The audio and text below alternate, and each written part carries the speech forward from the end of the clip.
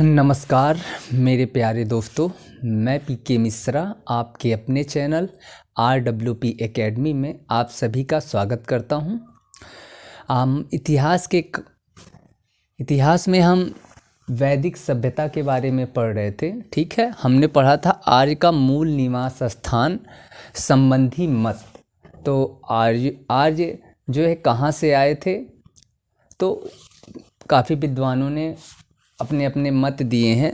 13 विद्वानों ने, 13 क्या, ये नाम और भी है, 14, 15, 16 ऐसे बढ़ेंगे क्योंकि कहीं कहीं 2 नाम भी हैं।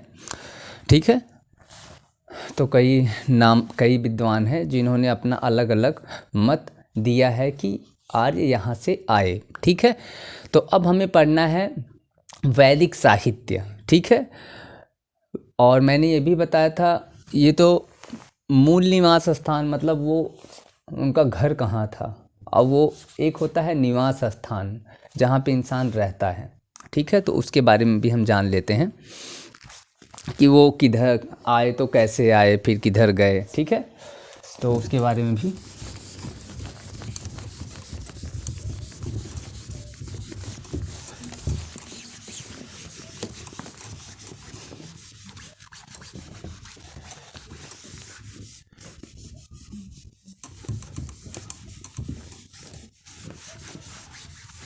आर्यों का निवास स्थान। ठीक है,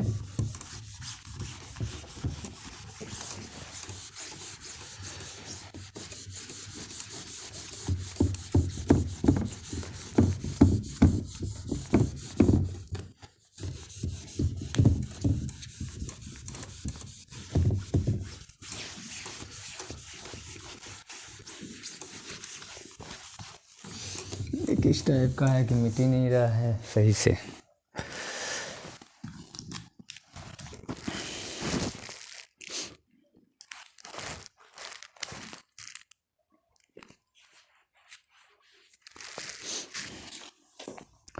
कुछ चीज़ें जान लेते हैं।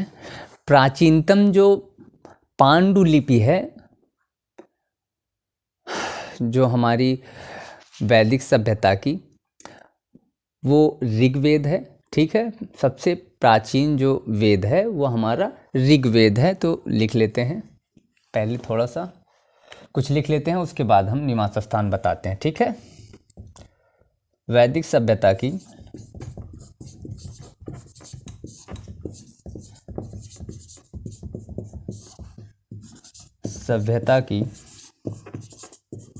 प्राचीनतम पांडुलिपि। ठीक है, ऋग्वेद है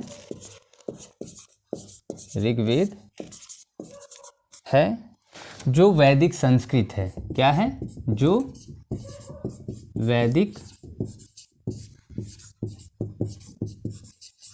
संस्कृति है। ठीक है, पांडुलिपि ऋग्वेद क्या है? वैदिक संस्कृति है। ये चीज़ें क्लियर हुई। ठीक है, नंबर डाल के लिखिएगा। नंबर 1, वेदों को अपौरुषेय। ठीक है, वेदों को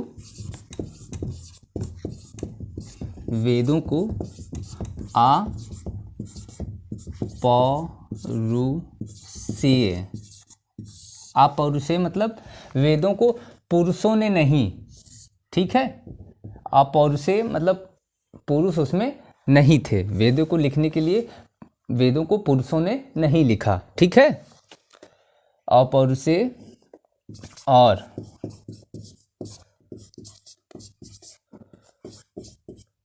श्रुति परंपरा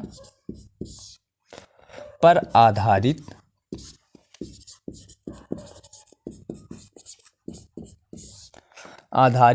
कहा जाता है। ठीक है, श्रुति परंपरा, ये क्या है? श्रुति परंपरा। ठीक है, सुनकर। ठीक है, जैसे आपके दादा ने, आपके बाबा ने आपके पिताजी को कहानी सुनाई। ठीक है, वेदों को बताया ठीक है। फिर आपके पिताजी जी ने आपको बताया, आपने अपने बच्चे को बताया, आपके बच्चे ने आपके बच्चे को बताया। ऐसे जब वेदों को किया मतलब याद करवाया जाता है या बताया जाता है तो उसे ही हम क्या कहते हैं, श्रुति कहते हैं। ठीक है। वेदों को अपौरुषे मतलब वेदों को पुरुषों ने नहीं लिखा, और श्रुति परंपरा पर आधारित कहा जाता है, मतलब सुनने की परंपरा, एक दूसरे के माध्यम से आगे बढ़ाने का काम जो है श्रुति होता है। ठीक है। अब वैदिक साहित्य के आधार पर भारत में आर्यों का निवास स्थान, ठीक है, ठीक है। अब बनाते हैं, अभी इतना हो गया, मिटाते हैं, फिर आगे चलते हैं। ठीक है। थोड़ा तेज़ी दिखाएंगे क्योंकि जल्दी ये ख़त्म होने वाली चीज़ नहीं है, बहुत काफ़ी ज़्यादा है, तो आप लोग रोक के लिख लीजिएगा। आप लोगों ने लिख लिया होगा शायद।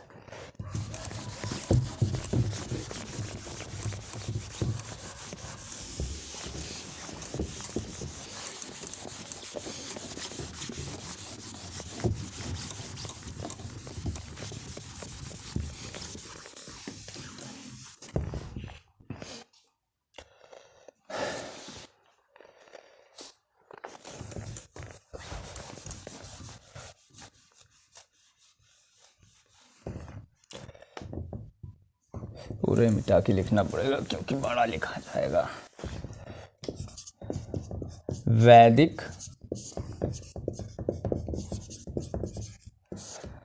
साहित्य के आधार पर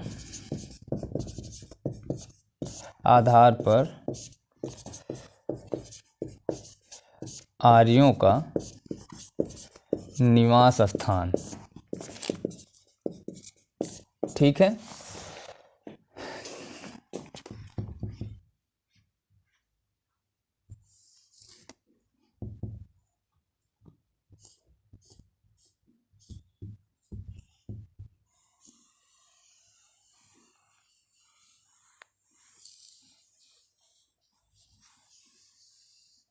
ठीक है, ऐसे बना लेते हैं भारत का नक्शा। एक और बना दे रहे हैं इस पे।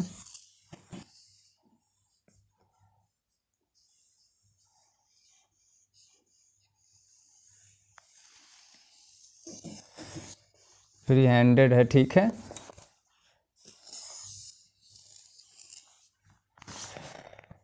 समझ गए।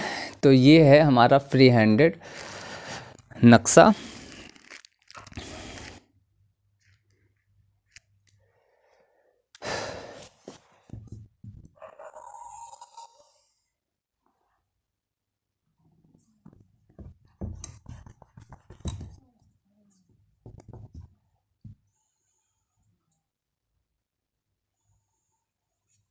ये हमारी है गंगा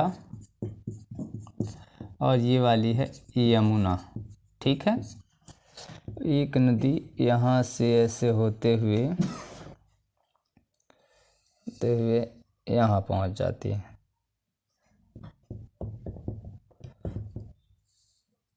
ठीक है। तो यही क्या है, सिंधु है। यही नदी क्या है, यहाँ बाहर लिखता हूँ, सिंधु, ठीक है। लेकिन यहाँ पे देख लीजिए, ये किनारे, अच्छा अभी ये रहने देते हैं, ठीक है। और यहाँ पे जो है विंध्य पर्वतमाला है, ठीक है। विंध्य पर्वतमाला, ठीक है। ये हमारा विंध्य पर्वतमाला हो गया। एक चीज़ जान लीजिए,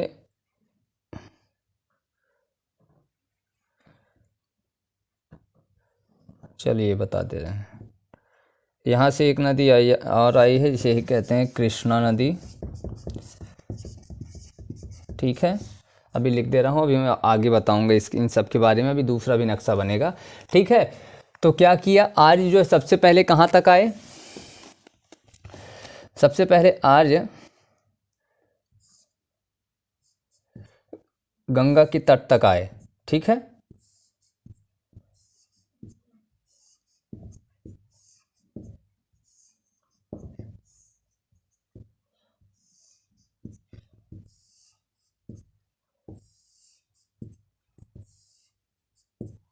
इधर आए।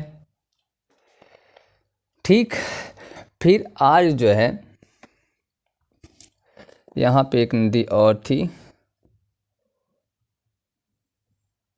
ये नदी है सदा नीरा नदी। सदा नीरा नदी, ये वाली नदी जो है, ये वाली नदी जो है ये है सदा नीरा नदी। ठीक है, तो पहले यहाँ तक आए, आज कहाँ तक? गंगा, गंगा यमुना के तट तक, मतलब यहाँ तक। ये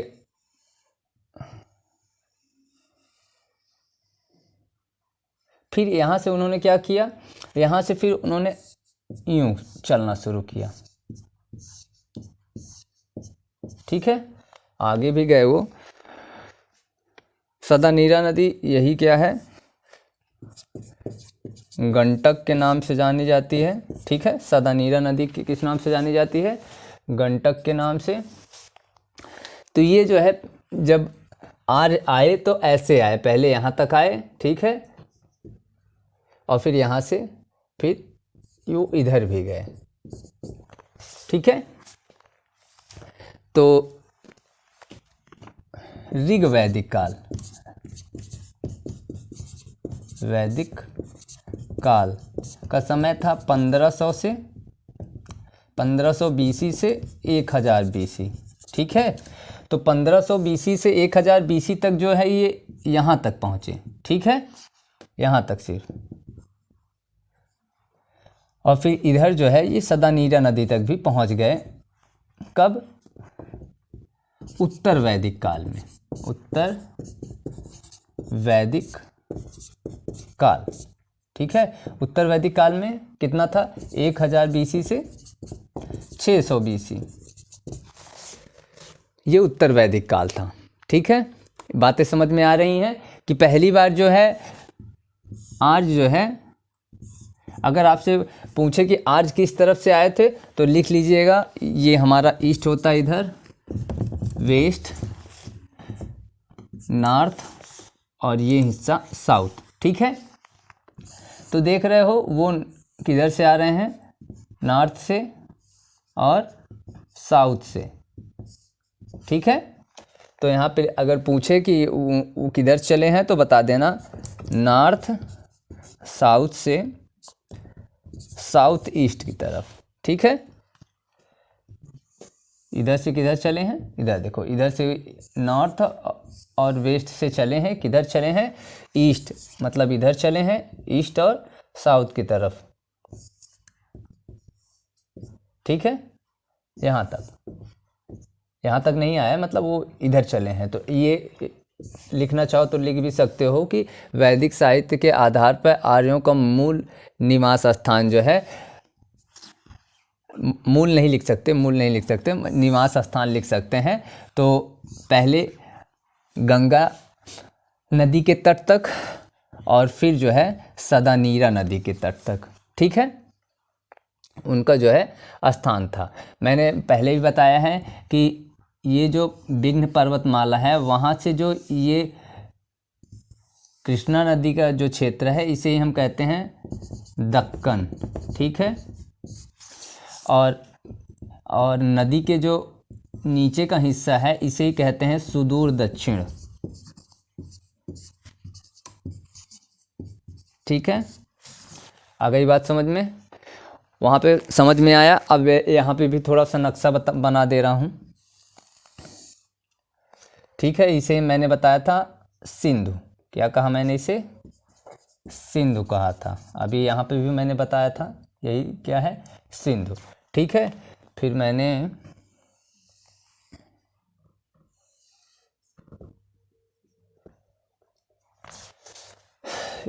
एक, दो, तीन, चार, पाँच, 6। ठीक है, नदी झेलम, ये हो गई। पहला झेलम बाहर लिख रहा हूँ। ठीक है, दूसरा चिनाब, और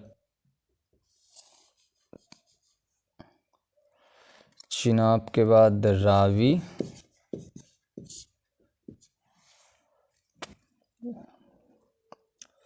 रावी के बाद सतलज,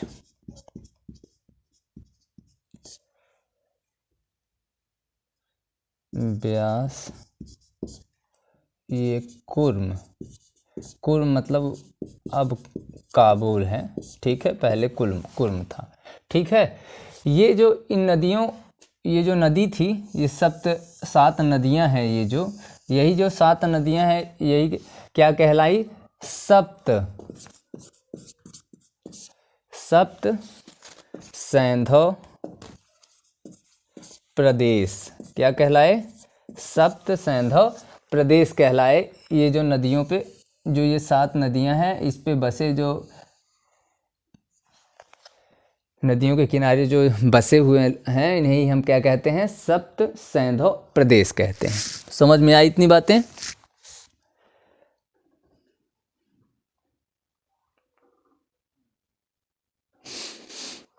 ठीक। और ये जो हिस्सा, मान लीजिए इतना, ये मैंने गंगा बताया था और ये वाली यमुना बताया था, ठीक है। इसको कहते थे कुरुक्षेत्र। क्या कहते थे? कुरुक्षेत्र, ठीक है। इस कुरुक्षेत्र का एक और भी नाम था। कुरुक्षेत्र को हम एक और नाम से जानते हैं, ब्रह्मवर्त। कुरुक्षेत्र को ब्रह्मवर्त कहते हैं इस समय, ठीक है। उसके बाद ये यहाँ से मैंने बताया था, ये जो गोला बनाया है, इस क्षेत्र को कुरुक्षेत्र कहते थे, ठीक है। फिर यहाँ पे मैंने बताया था कि ये विंध्य पर्वतमाला है, ठीक है। यहाँ से एक नदी गई थी, इससे मैंने कहा था कृष्ण नदी, अभी थोड़ी देर पहले बताया था, ठीक है। इस क्षेत्र को मैंने पहले ही बता दिया है कि दक्कन, ठीक है। और ये नदी के इस तरफ का जो हिस्सा है पूरा, ये क्या मैंने कहा था? सुदूर दक्षिण,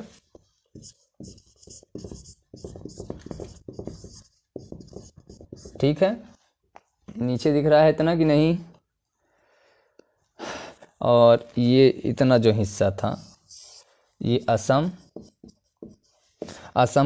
का एक नाम उस टाइम और था, कामरूप, ठीक है, कामरूप कहते हैं, ठीक है। और यहाँ पे थोड़ा सा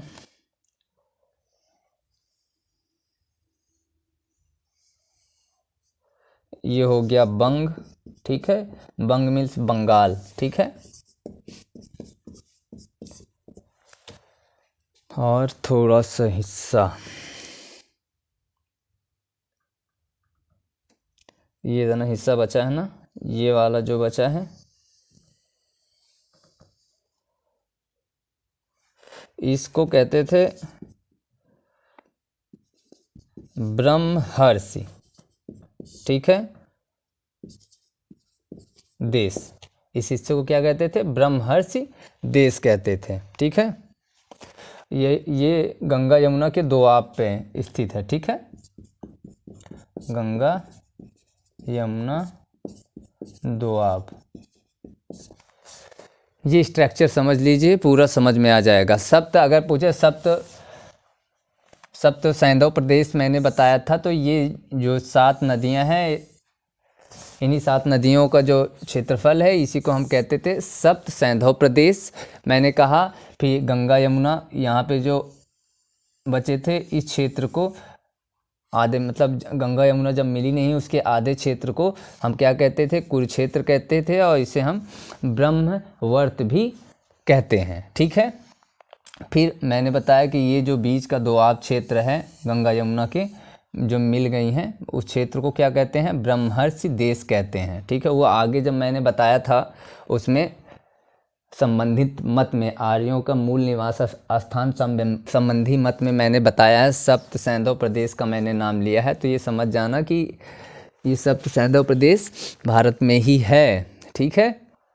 कुरुक्षेत्र या ब्रह्महर्ष की बात की जाए तो समझ जाना कि इसकी बात कर रहा है, ठीक है।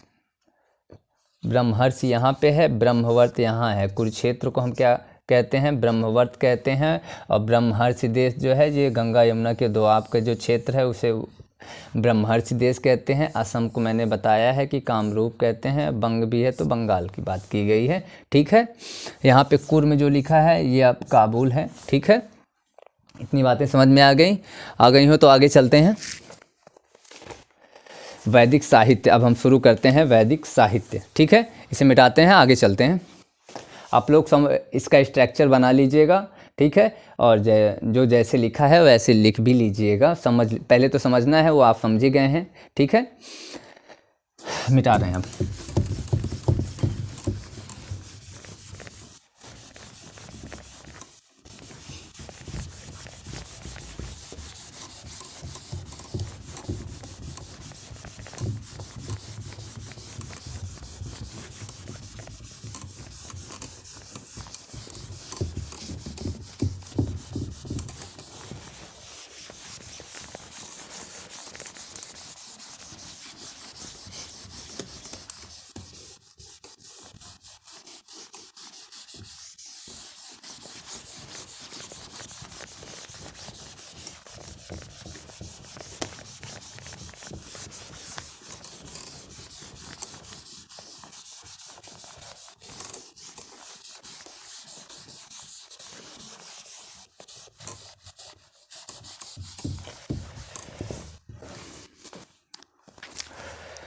आप लोग ये समझिए कि इस पृथ्वी पे अगर आपको कोई बिना मांगे कोई भी चीज़ देता है ना, तो वो आपका सिर्फ परिवार है, ठीक है।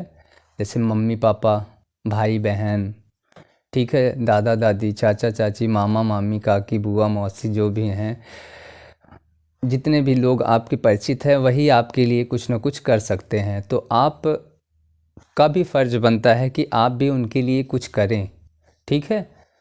माता पिता के लिए तो ख़ास करके बिना उनके कहे आप पढ़ें, उनके लिए कुछ बेहतर, उन्हें लगना चाहिए कि बेटे ने मेरे लिए ये काम किया है, ठीक है। और जानते हैं कि दूसरों के मरने से जो है खुद को जन्नत नहीं मिलती। अगर जन्नत चाहिए तो खुद मरना पड़ता है। कहने का मतलब मरने से नहीं है, कहने का मतलब पढ़ने से है, ठीक है। कोई अगर दरोगा बन रहा है तो उसमें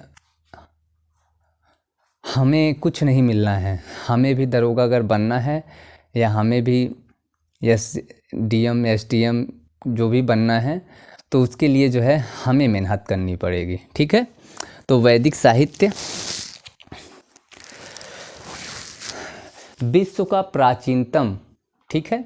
वैदिक साहित्य क्या है? वैदिक साहित्य के बारे में लिखते हैं, नंबर करके लिखते हैं। विश्व का प्राचीनतम साहित्यिक वाङ्मय है। विश्व का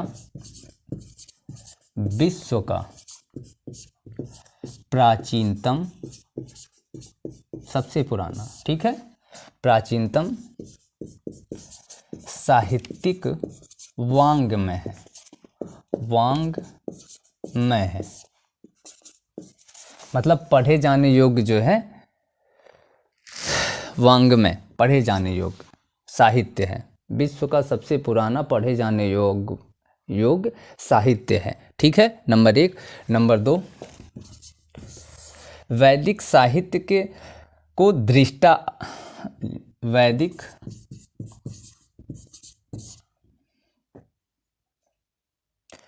साहित्य के दृष्टा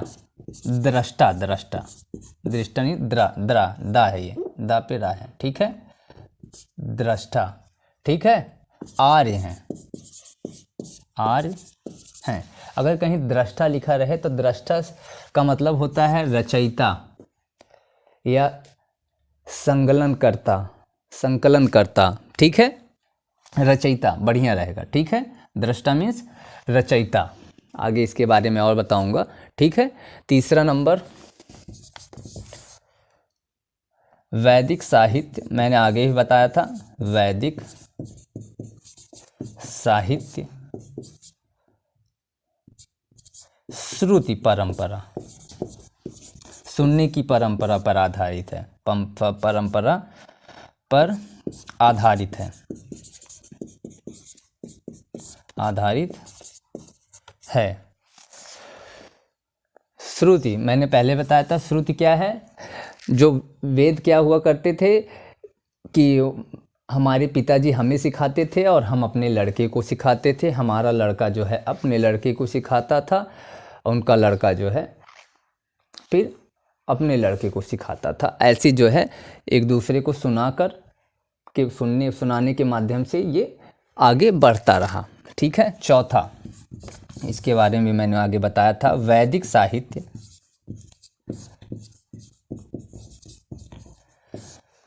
वैदिक साहित्य में वेदों को अपौरुष, वेदों को अपौरुषीय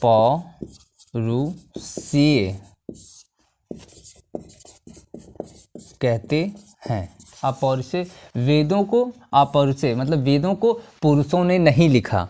वैदिक साहित्य में वेदों को पुरुषों ने नहीं लिखा।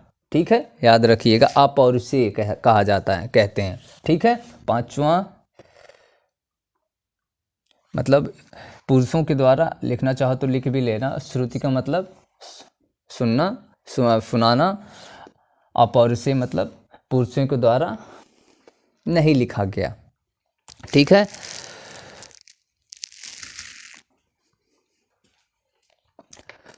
चार,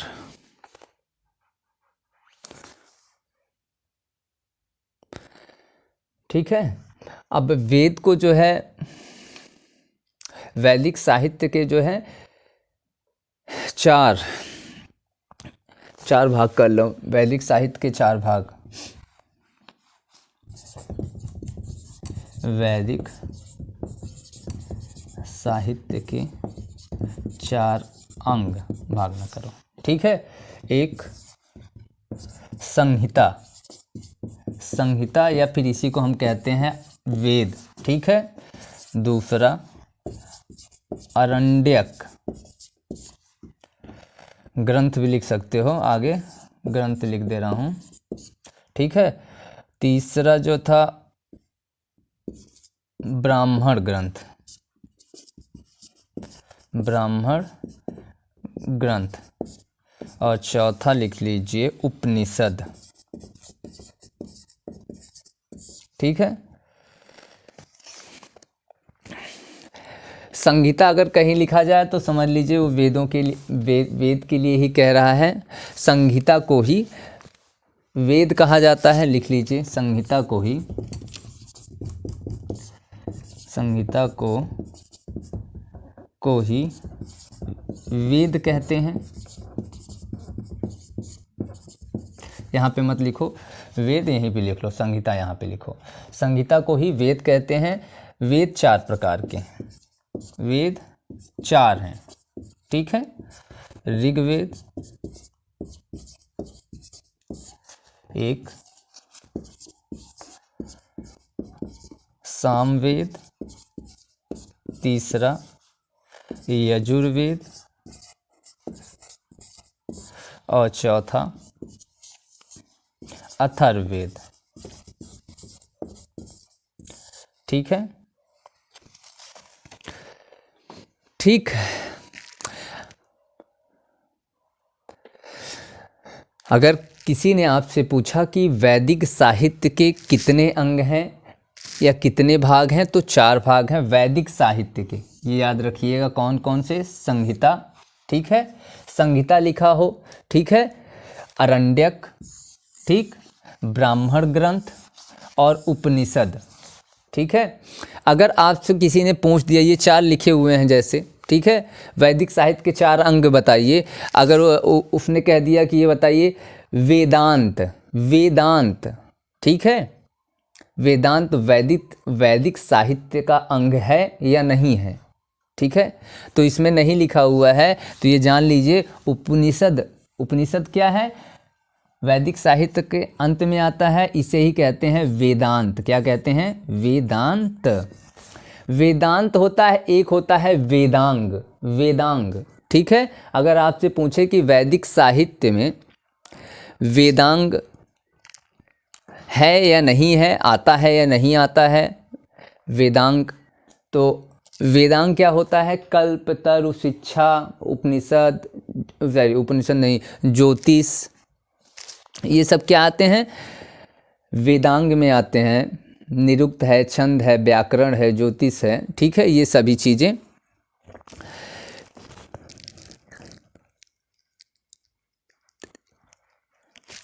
ठीक है, इतना लिख लिए। तो ये 4 वेद हो गए, ठीक है। देखो, ये ऋग्वेद, सामवेद और यजुर्वेद को मिलाकर एक वेद बनाया गया। उसका भी नाम लिख लीजिए। उसको कहते हैं वेद त्रयी। क्या कहते हैं उसे? वेद त्रयी। मतलब कौन कौन सा? ऋग्वेद, सामवेद, यजुर्वेद को हम क्या कहते हैं? वेद त्रयी। ठीक है, लिखना चाहो तो यहाँ पे लिख सकते हो। वेद त्रयी में 3 वेद, ऋग्वेद, सामवेद,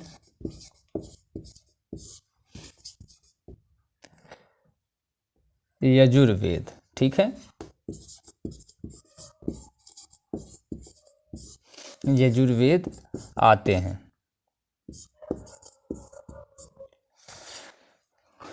या फिर ऐसे कह सकते हो, ऋग्वेद, सामवेद, यजुर्वेद को ही वेद त्रयी कहा जाता है। ठीक है, और आ जाएगा नीचे, देख लेते हैं, थोड़ा सा आ रहा हो तो लिखते हैं।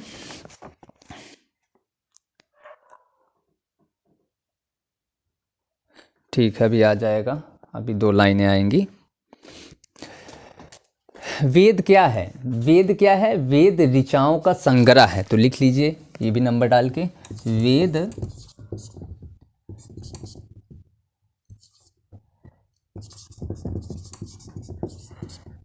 ऋचाओं का संग्रह है। अब ऋचाएँ क्या है? वैदिक मंत्रों को ऋचाएँ कहा जाता है। क्या कहा जाता है? वैदिक मंत्रों को ऋचाएँ कहा जाता है। हर वेद का क्या होता है? अपना एक उपवेद होता है। लिख लीजिए, हर वेद का अपना एक उपवेद होता है। और जैसे उपवेद होता है, वैसे ही हर वेद का, आ जाएगा नीचे तो ठीक रहेगा, हर वेद का अपना ब्राह्मण, ठीक है, ब्राह्मण ग्रंथ, ब्राह्मण आरण्यक, उपनिषद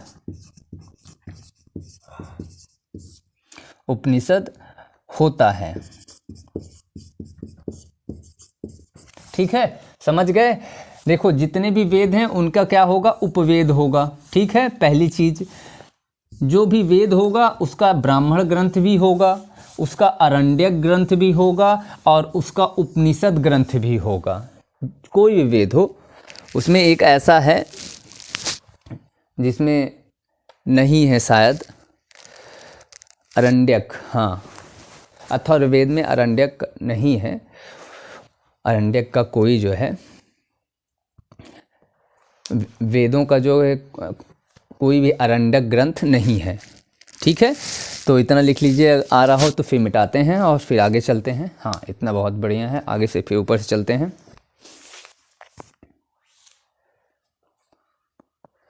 मिटाते हैं, अब आगे चलते हैं। हर चीज़ को बताया जाएगा, ये समझ लीजिए 10 से 12 दिन चलेगा।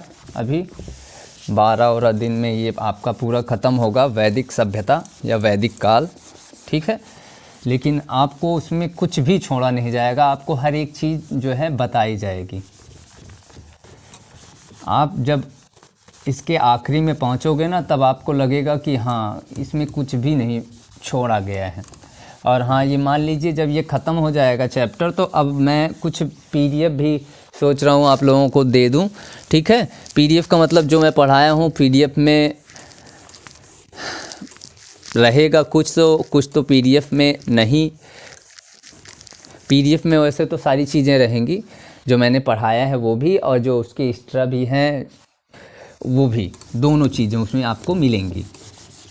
बस ज़्यादा टाइम नहीं, 1-2 हफ्ते में जितना भी पढ़ाया गया है, ठीक है, इतिहास में, उन सब का पीडीएफ जो है आपको मिल जाएगा।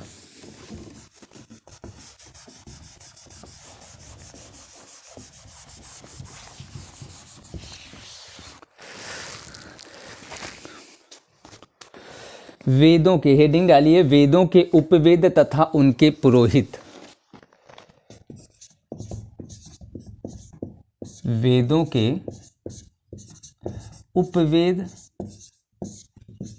तथा पुरोहित। वेद डाल लीजिए यहाँ पे एक तो हेडिंग, वेद, ठीक है, उपवेद, और यहाँ पे डाल लीजिए पुरोहित, ठीक है। वेद कितने हैं? चारों वेद लिख लीजिए। ऋग्वेद, सामवेद, यजुर्वेद, अथर्ववेद, ठीक है। ऋग्वेद का जो उपवेद है उसे कहते हैं आयुर्वेद। आयुर्वेद, आयुर्वेद। अगर ऋग्वेद का कोई उपवेद पूछे तो औषध ही याद रख लेना, औषध, दवा ही आयुर्वेद, ठीक है। ये सामवेद जानते हो, संगीत है पहले से ही, ठीक है। संगीत को कहते हैं गंधर्व।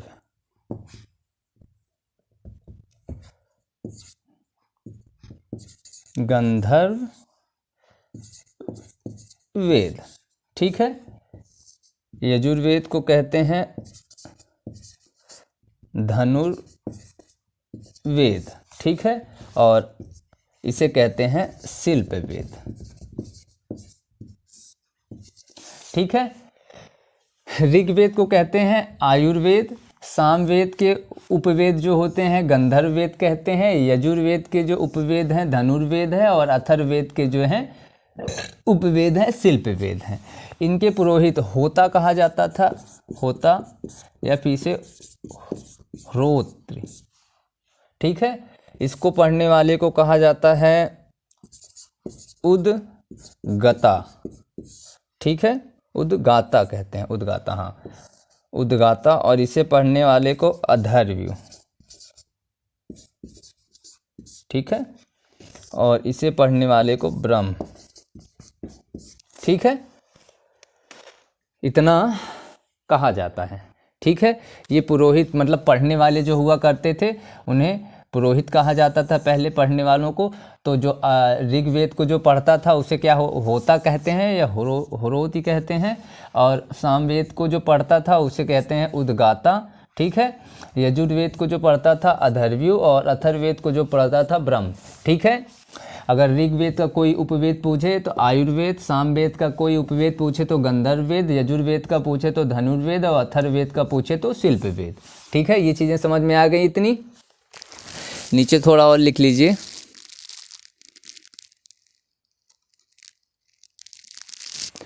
ये जानते हो क्या है? ऋग्वेद का मूल विषय कौन सा है? आयुर्वेद है। अगर लिखना चाहो तो लिख लो यहाँ पे। अगर कहीं पे ऋग्वेद का मूल विषय क्या है लिखा हो कहीं पे, और 4 ऐसे लिखा हो आयुर्वेद, गंधर्ववेद, सामवेद, तो शिल्पवेद, तो मूल विषय का मतलब इसका उपवेद वो पूछ रहा है, तो ये आयुर्वेद पे टिक मार देना, ठीक है। ऋग्वेद का मूल क्या है, ठीक है, मूल विषय क्या है, मूल विषय यहाँ पे लिख लेना। क्वेश्चन आ गया कि ऋग्वेद का मूल विषय क्या है, तो क्या बताएंगे? आयुर्वेद। अगर उसने पूछ दिया यहाँ पे ऋग्वेद की जगह पे सामवेद लिख दिया उसने, सामवेद का मूल विषय क्या है, तो गंधर्व वेद। यजुर्वेद का मूल विषय अगर उसने पूछ दिया तो धनुर्वेद, और अथर्ववेद का मूल विषय पूछ दिया तो शिल्प वेद। ये नीचे लिख लीजिएगा, इतना 4 चीज़ें अपने से लिख लीजिएगा, ठीक है। तो मेरे प्यारे दोस्तों, आज के लिए धन्यवाद। कल फिर मिलते हैं आपको इसी समय। लेकिन आप लोग पढ़ाई थोड़ा बहुत ढीली कर रहे हैं, ठंडी है मानते हैं, लेकिन आपको ये याद रखना है कि ठंड महसूस ही नहीं होगी अगर आप जो है मेहनत करोगे, ठीक है। अपने लिए सोचोगे तो ठंड नहीं लगेगी, क्योंकि परीक्षाएं जितनी हैं सब नज़दीक आ चुकी हैं, और आप लोग ऐसे ही ठंड में उलझे रहे तो ये हर साल आएंगी और हर साल आप ऐसे ही परेशान होगे, ठीक है। तो हमें साल नहीं गिनाना है, हमें जो है साल भर में ही काम कर जाना है, ऐसा काम कि लोग हमें याद करें, कहें कि हाँ भैया एक बंदा था या एक लड़का था या एक लड़की थी, जो भी उन्होंने मेहनत की और मेहनत का उन्हें फल मिला, ठीक है मेरे प्यारे दोस्तों। तो अपने माँ बाप का नाम रोशन करिए, ज़्यादा से ज़्यादा अपनी पढ़ाई को महत्व दीजिए, लोगों के साथ उठना बैठना थोड़ा कम करिए, बातें कम और काम ज़्यादा करिए, और मेरी वीडियो को लाइक सब्सक्राइब शेयर ज़रूर करिए, ठीक है। तो आज के लिए धन्यवाद, कल फिर मिलते हैं, नमस्कार।